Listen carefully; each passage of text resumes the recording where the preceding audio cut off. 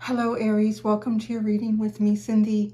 So Aries, in this series of readings, we are using all the Wild Unknown decks again, but I'm asking, this is a different spread. So this spread is how you've changed. So I'm going to look at who you were then, and then could be a day ago, week ago, month, year, years ago, and who you are now. And then we're going to look at kind of like your progress with your lessons here. So the lesson that you are still working through, still learning to master, and the lesson that you actually have mastered.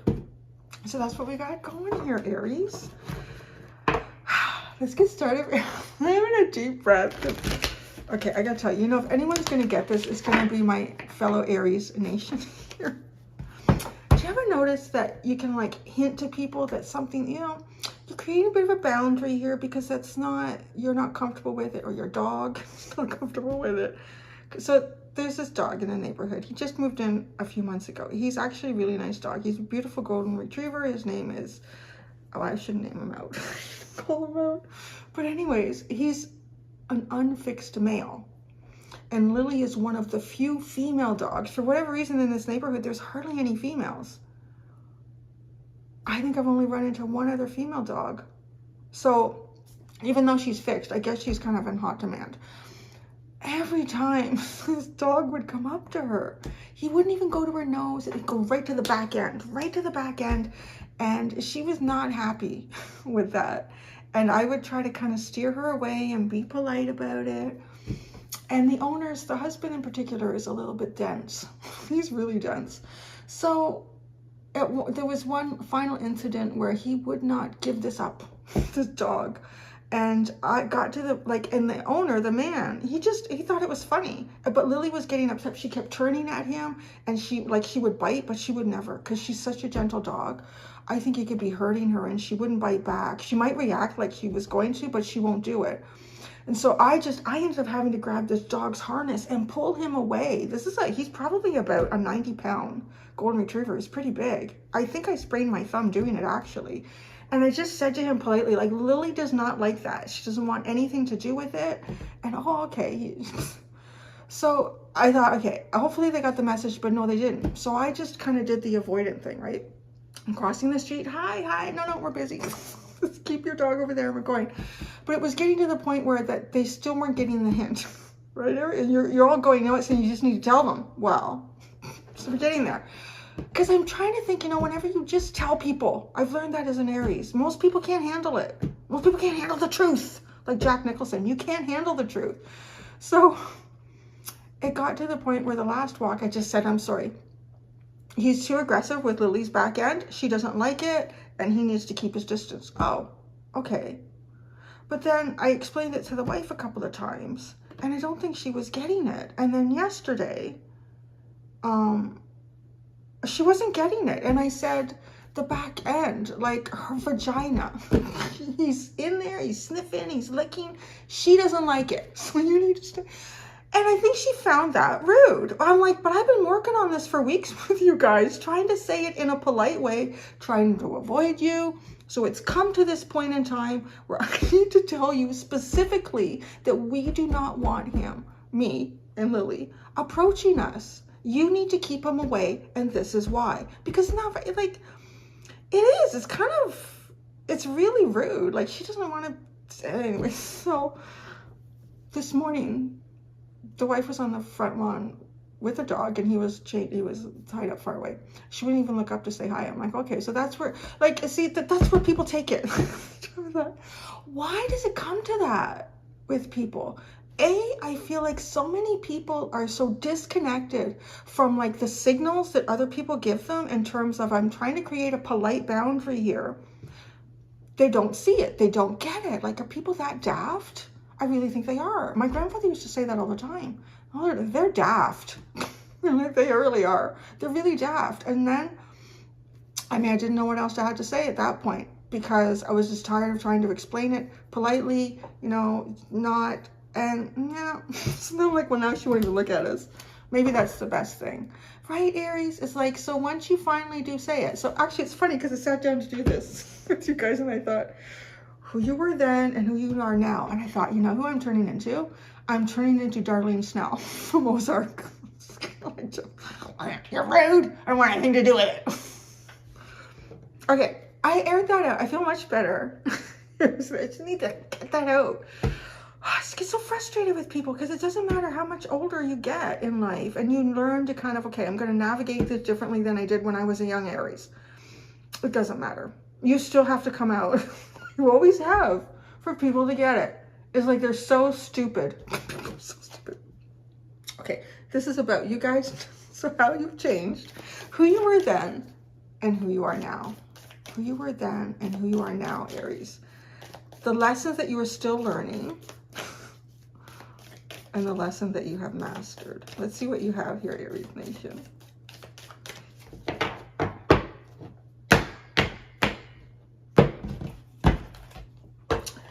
Then, who you are then. Oh, the shapeshifter. Well, this is really interesting. This is the kind of, okay, this is actually not an energy that I would expect to pick up for Aries. So I want to say that I think that this is going to be about something specific, perhaps some area of your life in terms of how you were shifting, or maybe you've just been shifting. You've been going through a lot of different changes, perhaps. Could be something like that, because this almost feels like a very mutable energy, and Aries is not a mutable sign. Aries is cardinal. I just went all cardinal right here in the reading, right? So it's kind of an interesting energy to be pulling out for you guys. So I'm kind of thinking that there's been, oh, look at this. If we look closely, there is actually, these are cutouts of images. This is a tiger. This is a portion of a tiger's head, which is quite interesting because tigers and lions are depicted, well, lions specifically for Leo, but fire energy. And then this is almost like a grayed out mask, a weird white grayed out mask. And this is like an eye, but you know what? It almost looks more to me like, you know, one of these medallions for like evil eye energy, like warding off negative energy, shape shifting. And all these little pieces are here. Oh, and then there's a little jewel. Because I would literally, like, pulling something like this out, I would feel like I would get that with like maybe Gemini or Pisces. So I'm really curious to see where this goes for you. Like, you've been going through obviously some sort of transformations here. So who are you now? Like, who are you now? Oh, Eros. You're sexy. You are, God, that's really weird. I don't know who some of you were in the past, but the shapeshifter.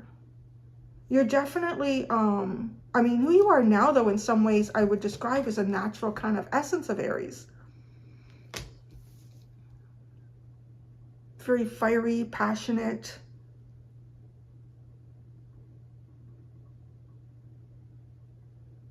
What is the lesson that you're learning? You're still working on this lesson.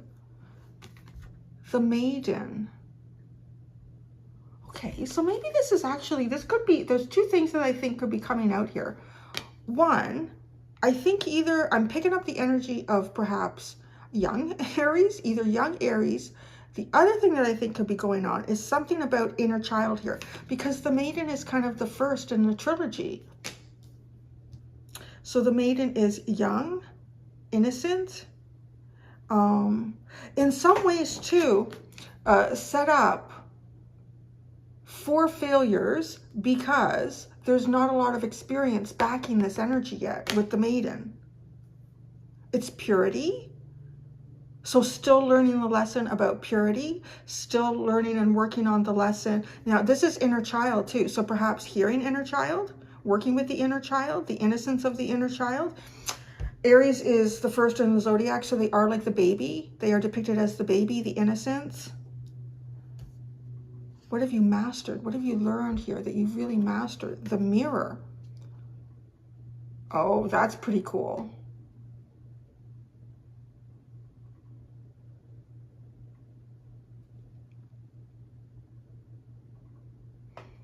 You know, I'm thinking about what I was just talking about at the beginning of this as like an example here, because I think one of the reasons people don't like to be bluntly told about something that they're doing that is not appropriate, is not acceptable, and you don't like it, is because you're reflecting something back to them that they don't want to look at. You're showing them something that they don't want to look at. And she didn't want to look at me this morning. She wouldn't look at me. So I think it's kind of interesting, isn't it? But the mirror is like, it does talk about, like, you've mastered that though, because the mirror can be a really difficult energy. So it can be about seeing beyond the reflections and actually finding the truth there if you've mastered that. What's at the bottom? The self. Really? Okay, now that's definitely, that is absolutely 100% Aries energy. First house, self, I am. Now let's, okay, I really want to pull out more cards here. I'm curious about, like, them with the shapeshifter. There's a removal of a mask, but this mask is without color. The tiger, there's a portion of the tiger, and what we see here is one eye and one ear. Shifting in terms of how you see things and hear things and perceive things. So there might be kind of that.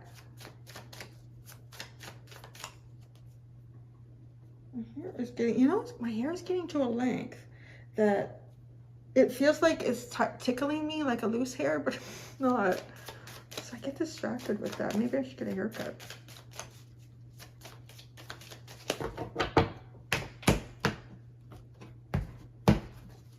Okay, then the shapeshifter, the spider.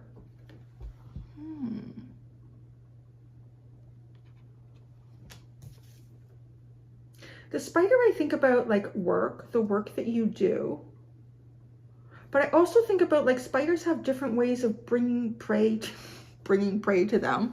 So I don't know if you're hunting, but like different things, like even just manifesting things. Like there are spiders that literally walk around and hunt on the ground. And then there are spiders that hide under rocks or under leaves and wait for things to come to them.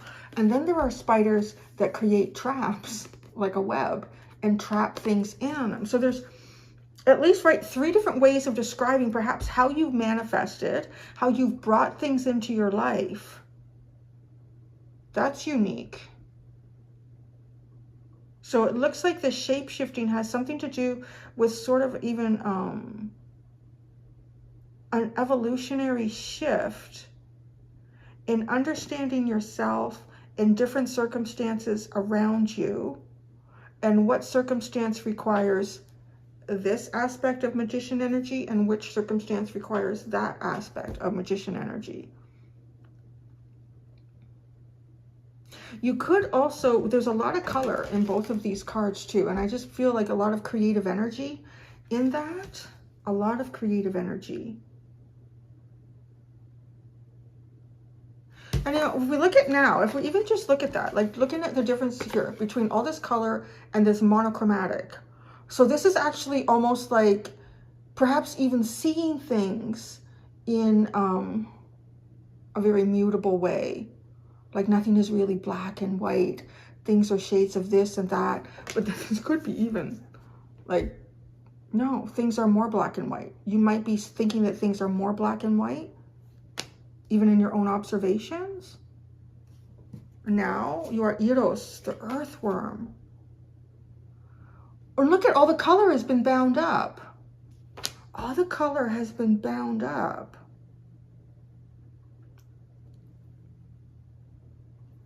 Eros. Eros is a very, it is kind of a very sexual energy too. It is sort of depicted as expression of emotion and feeling through more erotic, more sensual, more passionate energies. But yet it's curious because the earthworm is all bound up.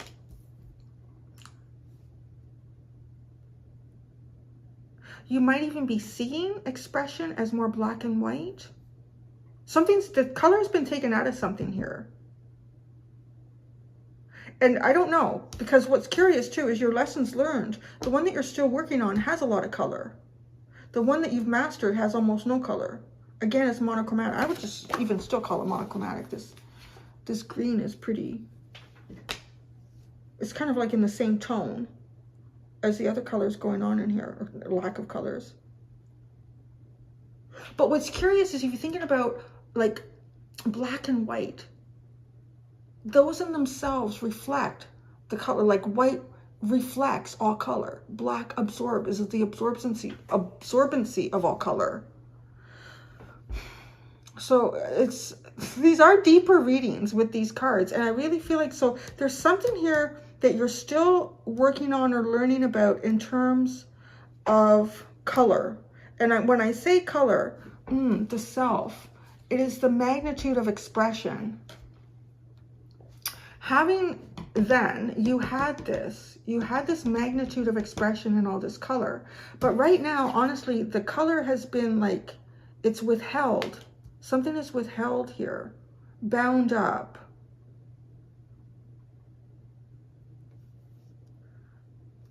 And so perhaps there's a new level of you that's kind of like a cycle shift. And it's reincorporating color. Reincorporating color. So the maiden, the lesson you're still, the camel, balance. The camel is very much about balance. It is fire. I find that interesting that the camel is fire. But camels they do seem so laid back, but they can be pretty intense. They can be pretty intense. The innocence of your intensity. Mastering. Hot and cold periods too. Thinking of the camel in the desert. Mastering hot and cold periods within life. So these could be periods where life is full of passion and excitement. And then periods where life is just like monochromatic. It's like the things that you need to get done day to day. And there's nothing exciting or interesting. Or at least in your perception. Lesson mastered. The mirror. The peacock. Wow. That's interesting. I got a lot of energy out of this peacock. The peacock, for me, reminds me of the Nine of Pentacles. Like, so having mastered something in the physical, perhaps having mastered something in terms of your own sovereignty, looking after yourself. I also do get like a lot of intuition from this. I mean, there's so many eyes coming right out of the crown of the peacock. But the peacock also knows their worth. It is a sense of self-worth. So what you have mastered here is self-worth. But in a funny way, it's almost like on a monochromatic scale. There's an element of color that's been either you've shifted out of, and you're still learning to master how to shift back into it. But it feels like the color is very different. Yeah, okay, the color here, they're all broken up, and these little almost look like scales though, doesn't it? But each individual color is broken up and separated by another color. And then even in the web, I don't know, so maybe you used to do something, perhaps you used to work on computers, I don't know. But even on the web, like each strand is separate from the other strand, but the colors are sort of trying to come together. In both of these, the colors are like washed out. They're blending together like watercolors. So it is blending together things that perhaps in the past seemed like they needed to be separate. And even here, they're all blended, but they're still separate. There's a really deep meaning to this. Like, I feel like I'm just, it's like digging. I'm digging this out.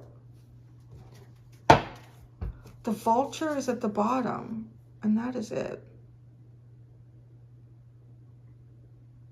Picking away, but that's kind of what I feel like I'm doing in this reading. I'm like picking away at it to really dig it out.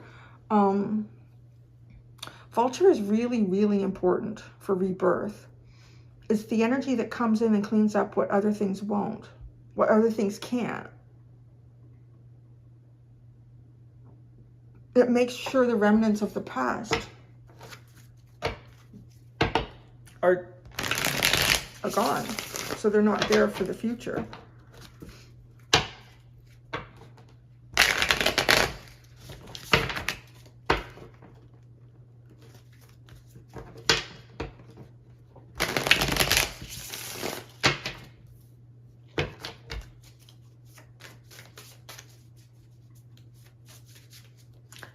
Let's pull a tarot card.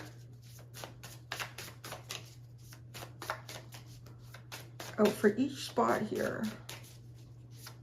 I want to say, okay, the other thing I want to say too, is I think you've mastered like how you see yourself, because a mirror and the peacock, like you might have mastered a look. Maybe you're trying to create a look for yourself too. It could be very, yeah, just very obvious in that as well. Seeing beyond the illusion. Seeing beyond delusion. Perhaps seeing beyond delusion within yourself. Okay, then the Hierophant. Wow. The commitments that we make, the commitments that we have to ourselves and society. So shifting out of that. I mean, this could be a commitment, that, like a work commitment that you have shifted out of. And in this work commitment, color represents temperature. I'm just looking at this as an artist, and that's how I feel with color. It represents temperatures. Something that's cold, cool, warm, hot. It's almost like emotional. So color represents temperature and emotion. In the past, these emotions and colors all needed to be separately contained, compartmentalized.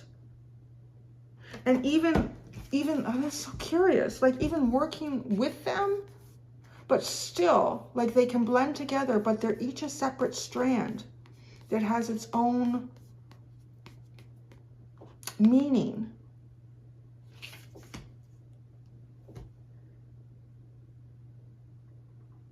The key, it was the key to something then, because it's then. That was the key. But now, and there's a commitment here. So it could have been like how you showed up in life, how you've showed up in life in different situations with different groups of people.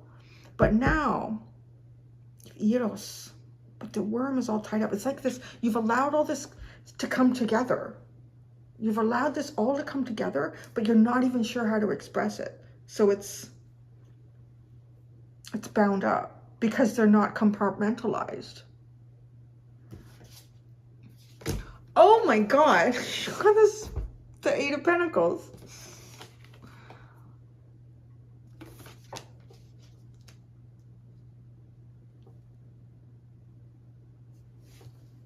Okay, now you fill it in. Yeah, this kind of has a feeling too of someone who, it doesn't have to do with work, but it does have to do with mastery. It could have something to do with your work. It's definitely mastering something. How you've mastered something in the past, it's almost like there's a clean slate. And now it's up to you to put the color in. How much color do you want? Are there real rules to this? I don't think there are. Because the spider web has no color, but yet you do have it. It's right here, but it's really tightly bound.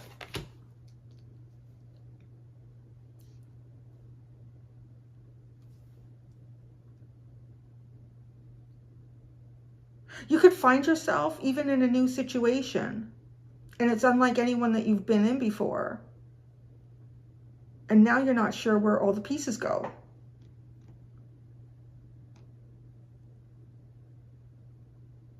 This pattern was easily understood. I mean, it is the rainbow. We're going like violet, blue, red, orange, yellow. We're doing it, even though each one is separated. But now you have to take all these pieces are all blended together. So the lesson, the maiden and the camel, that you're still working on it. Emperor. This is about self. There is something about leadership. There's a new like utilizing your leadership in a completely different way.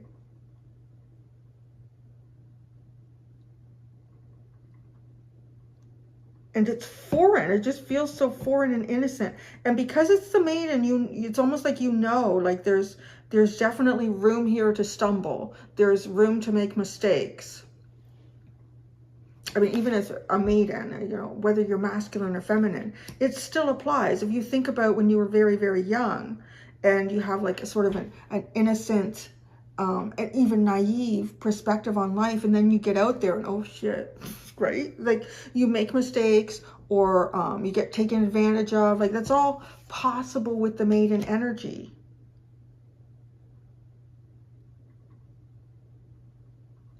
But you have mastered the Mirror and the Peacock and the Hermit. Oh, that's interesting. You've mastered you, but there's a part here that self-reflection. You've mastered self-reflection. That's what that is. You have. You couldn't self-reflect anymore if you needed to.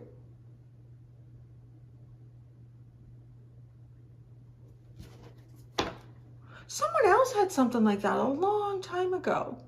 I can't, for some reason I feel like it might have been in an extended. It was like, you cannot see any more deeply inside yourself if you tried. I kind of feel like it's like that. You have the Mother of Wands at the bottom, that's all. Yeah, you're looking good. Maybe you are looking great. The Peacock, the Mirror, yeah, looks good. Everything looks good. But nobody sees it, perhaps. You gotta go for a walk with me and Lily. People will avoid you. Okay, give me a second. What I want to do here, well, it literally is gonna be like a blip. I'm gonna go into the books and I'm gonna read some of these, get deeper messages. It's already pretty deep, but I wanna, see what I'm missing. Okay, Aries, I went into the books to look a little bit deeper. I'm actually still pretty bang on with it, but I just want to say, and I've kept these books out because there's a couple things that I'm going to read to you, that like the part here that you've mastered is really amazing. And the fact too that you have the Self card. I mean, this is all talking about just mastering of self, of the soul, and how you see yourself. But like witnessing yourself in its own truth. The first thing I want to, it's really interesting how all three of these have appeared in this mastery area, because they all talk about the same thing, which is really interesting. It just, okay, so this mirror, when in the light, witnessing the deeper self, pure awareness, which is what the journey of the hermit is. So that's really, really profound. Yeah, like, so we talk about narcissism. It talks about narcissism, but this is when we become obsessed with our own reflection and not what is deep inside. And then what you understand to be deep inside is what you start reflecting. And then that's when you move to true self, which you have here, this true self. And again, because it's showing up as something that you've mastered, and then that's being clarified with this Hermit card, because that's what it's all about. The only thing that you're looking at is you and like your connection with the universe, with spirit, with your soul. Then the Peacock, sorry, I put a little,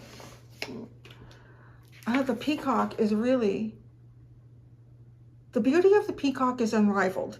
It's easy to think it comes from the plumage, but the secret of the peacock is that the beauty resides within, again, right, we're talking about that, and extends outward indefinitely.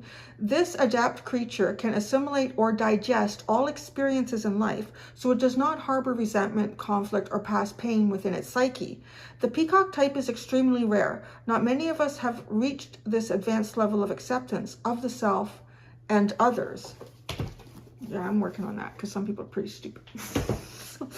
But yeah, you mastered that. Now, okay, so coming around the bend here, I really do feel like in the past, this shapeshifter, that you had to incorporate different feelings into different pockets of life here.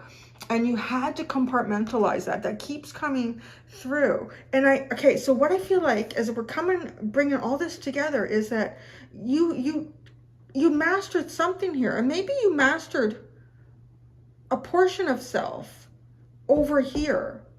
And it was how you could compartmentalize. It was commitment. Like you had a commitment to this with the Hierophant. But the Maiden does talk about the need to walk into the dark forest. Like you need to move, going from Maiden to Mother, Maiden, Mother, Queen, whatever, to the next step, is one of the hardest steps moving forward. And it's funny too, right? Like the camel in the darkness here, because there's something that you need to experience in your life that you haven't yet. And I see that here, because where you are right now, there's all this color that's waiting to be filled in on this blank canvas that looked so much like a canvas from the past. But now it's up to you to put the color in it any way you feel. But somehow, on some level here, I don't know, maybe if it's erotic for you, I don't know. Passion, just at least how you live passionately through life. A different chapter. It is like a different chapter. You mastered yourself, and I feel like there's mastery over here. But the difference is this was fitting into kind of what was expected of you in this area of life. And then this part of your life, this was expected. So that's how you showed up. And then, like, judging the temperatures of these experiences. And I mean, truth, this is just another level of self, but it's much more perhaps independent in a way, or perhaps you've already had an independence and now you're blending that into something else. This is all about a self. Let's actually, because where you are now is sort of on the cusp of a new level of self-mastery. But if I were to look at like what you've mastered in terms of learning, it is the self. So let's see this. Let's see this.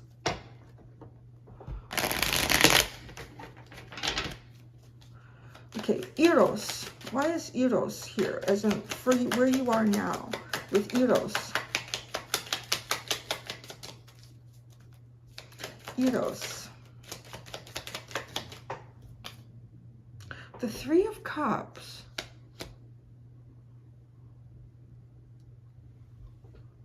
I mean, it could be people you haven't seen in a long time. Now, passion doesn't always have to be like good. It could be bad. It could be good or it could be bad. I don't want to, how we perceive that, like intense emotions, like, or emotions, they can both be intense. But for some reason, it's really bound up here. How you're feeling is really bound up. Perhaps about someone or people from your past. The Earthworm.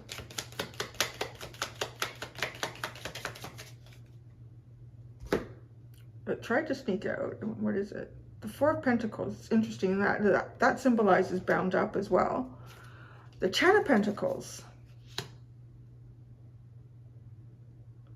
I feel for some of you like this is either something like moving to a completely new neighborhood. Everything is different. Moving to a completely new job.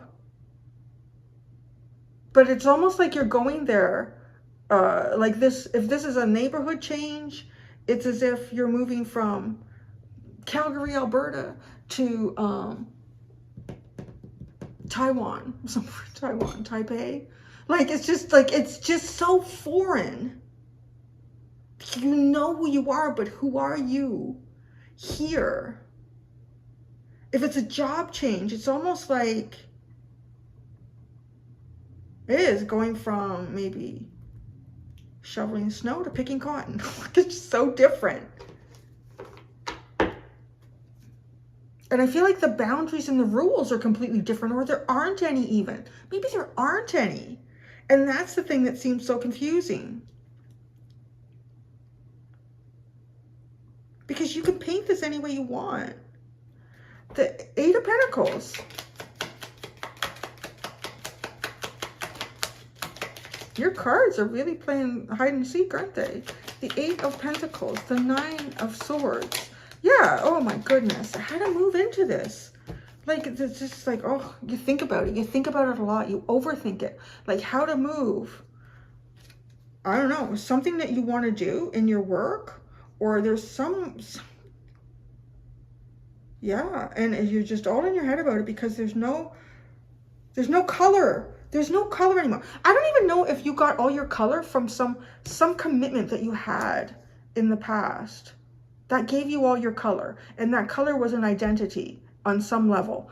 But who the self is now is incorporating this blending with the separation. Because all these colors are separated, all these colors are blended, all these colors are blended and separated. So that's what's happening here. And I don't know, there's probably a lot of different things that you're all are going through. So I'm not picking up specifically. It does feel a little bit work related with the 8 of Pentacles and the Spider, both of those appearing twice, and the Hierophant and the 10 of Pentacles.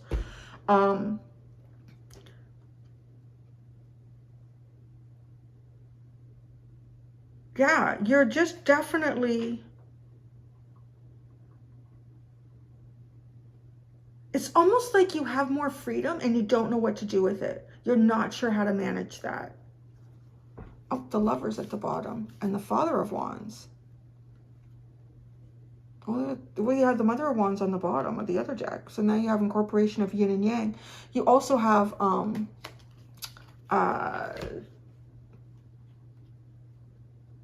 what's that word? Like, you know, they get along well. Mother and Father of Wands. Choices moving forward. I almost feel like you have almost maybe unlimited choices or an unlimited palette here to do something with. And you're really not sure what brush stroke to start with. It just doesn't, yeah, I don't know. Or no. You've mastered yourself, but or something else here. And I'm not even really quite sure what it is, but yeah. So anyways, I'm gonna go do your extended Aries. One of the more confusing readings for you, actually, to be honest, just like a little bit like a Scorpio energy to me. Whenever I find that Scorpio and Cancer, they're 2 signs where I can kind of get pulled in, and it can be hard to really pull out the facts, and it feels a little bit like that with this. And it's funny because we really don't have even any water showing up in this reading. I'm going to go do your extended. In the extended, I'm going to use the same decks. I'm going to look at energies that are transforming, and then I'm going to look at the future you. Oh, this should be interesting. Thank you so much, Aries. Until next time, do be gentle with yourselves. Bye.